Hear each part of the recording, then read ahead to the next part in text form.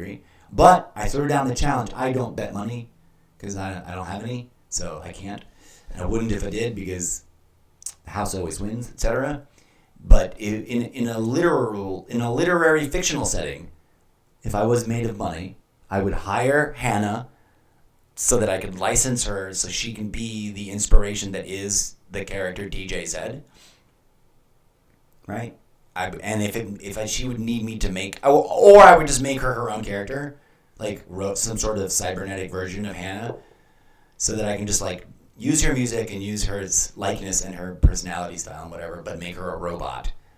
And if she wanted to act in, if she wanted to be an actor, I'd be like, we're gonna make the movie. Do you want to be in it? I would be like, I will pay you again more money to be the actor. Unless, of course, it takes 30 years from now.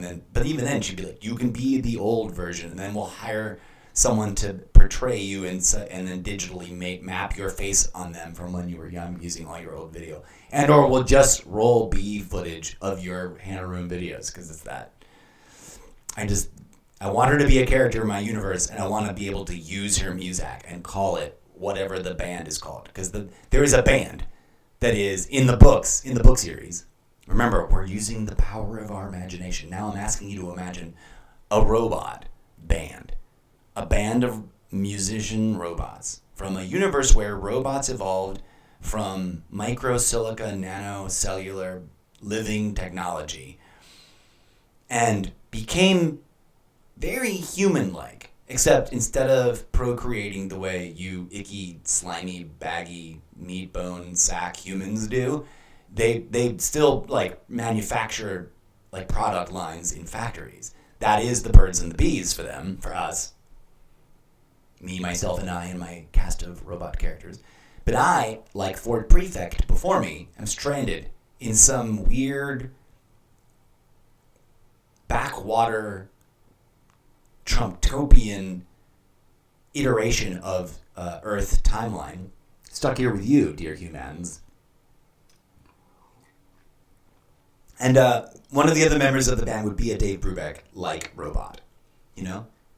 Like, as if robot technology eventually reproduces all the same archetypes and historical figures in the universe and the galaxy and the solar system and the planet from which Mr. Zeppo and DJ Zed are from.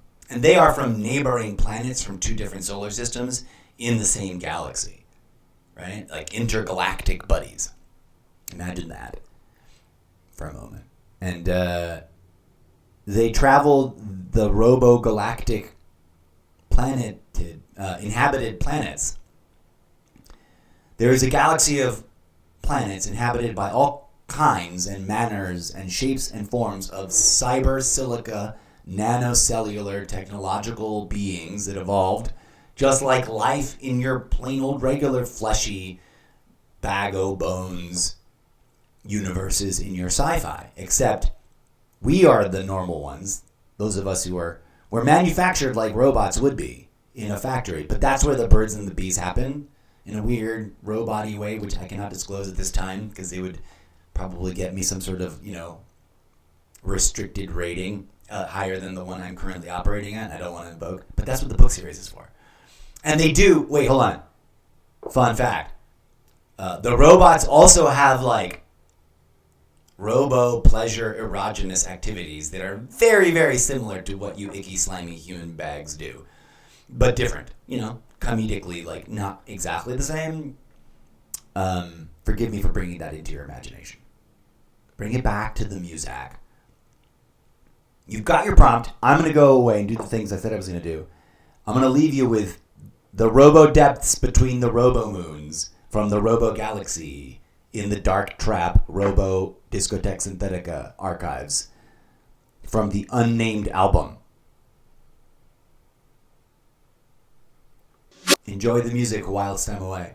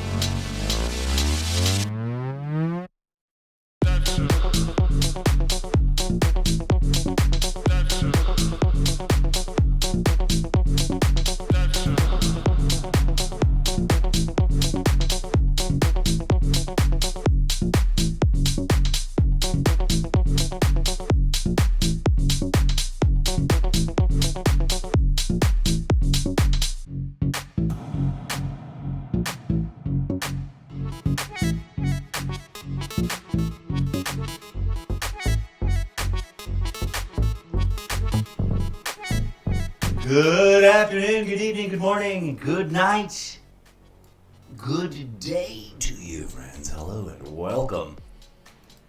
Welcome, friends. That's right. It is the incorrigible Mr. Zeppo's almost daily variety gaming live stream show extravaganza. And my chair